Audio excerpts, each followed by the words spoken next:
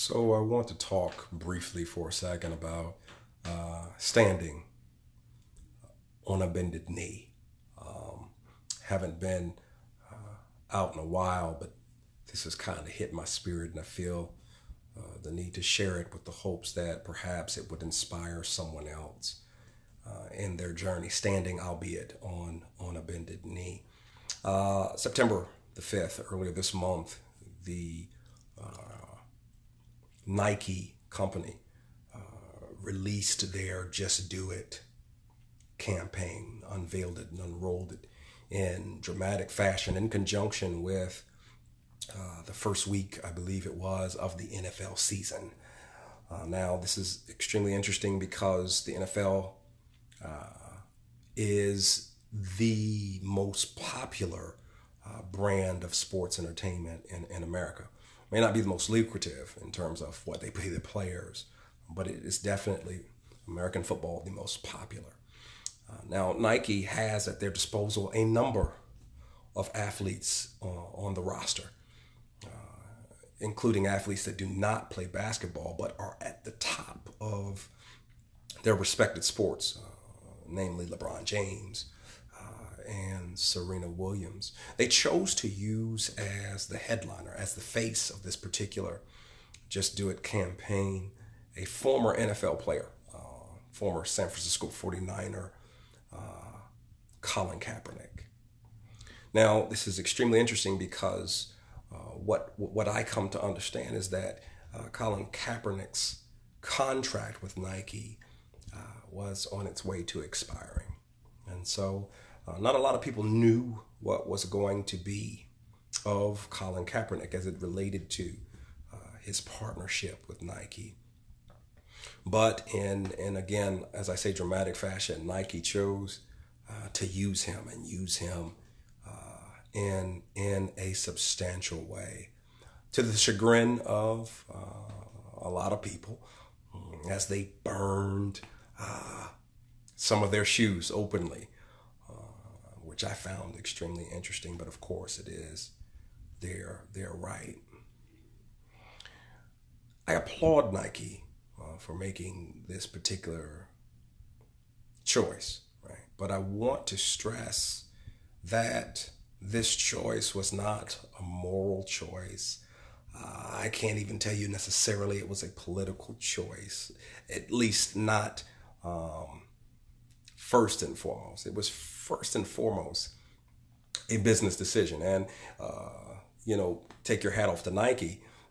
They were pretty good at what they do in terms of projections, as Nike's stock rose to a 53-year high. As a matter of fact, their stocks soared higher than they had ever been, to such a degree that LeBron James, again, premier Nike athlete, had to respond, making jest at those who set their own shoes on fire. He says, "I guess we're on fire." And again, I applaud Nike. Their business savvy paid off. But to me, it brings into focus Colin's sacrifice even more, because Nike, from a business standpoint, could project what they would gain from the decision they made to feature him.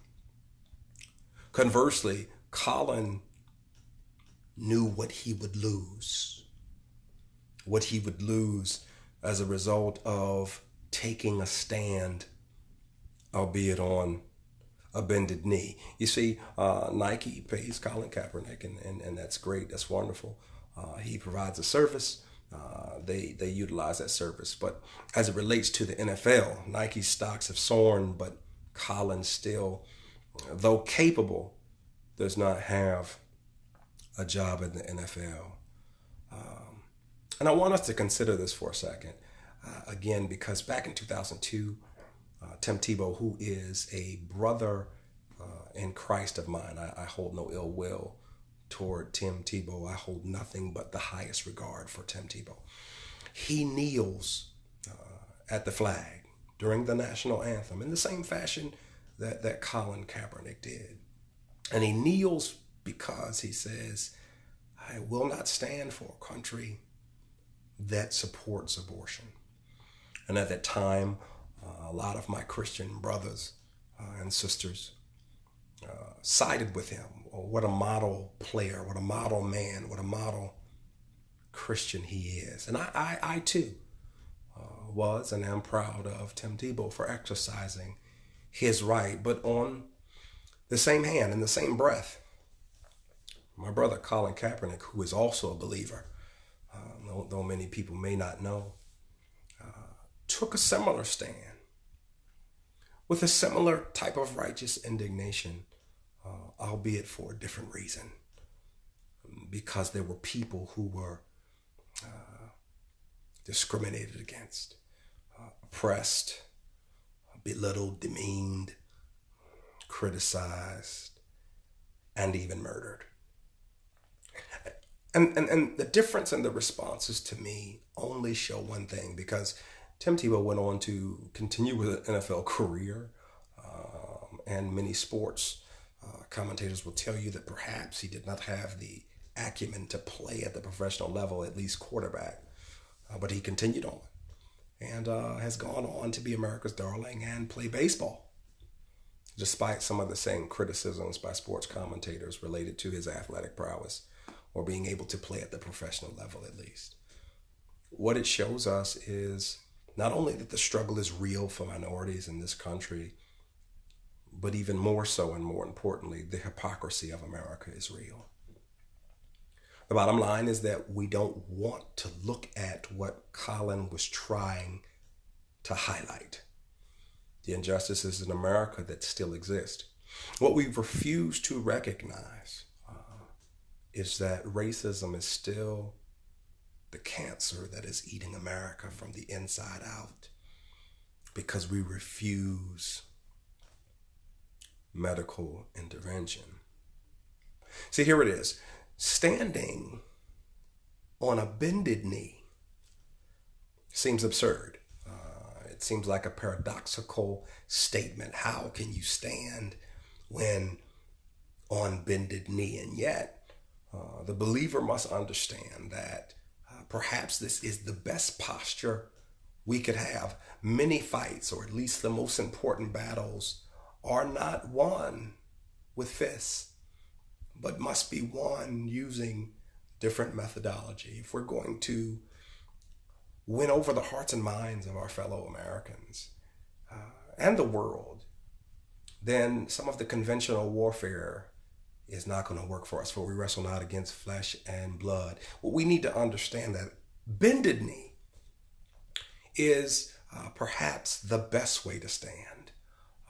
The humility that Colin exercised, even when being castigated and derided, the love that he continues to show, even with those who show very little compassion or love for him, is something out of the playbook, no pun intended, that many believers would do well to employ. The Bible is clear. Blessed are the peacemakers. And sometimes to make peace, we must do things that make people uncomfortable. We must take a stand where people don't want to necessarily speak up. But this is what Colin has done, and this has paid dividends for him. And I believe that as believers, it will also pay dividends for us.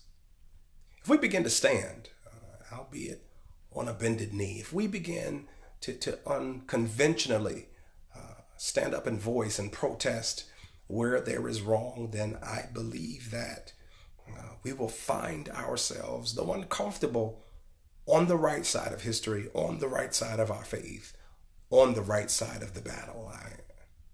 I believe we will gain a victory, because we understand that when we kneel, there is a God that stands for us, and stands for us in such a way that no man can stand against us. Listen, there are a lot of things going on today, and we have got to begin to realize that it will continue this way as long as believers, black, white, men, women, short, tall, Pentecostal, charismatic, Baptist, whatever, as long as we continue to sit on the sidelines.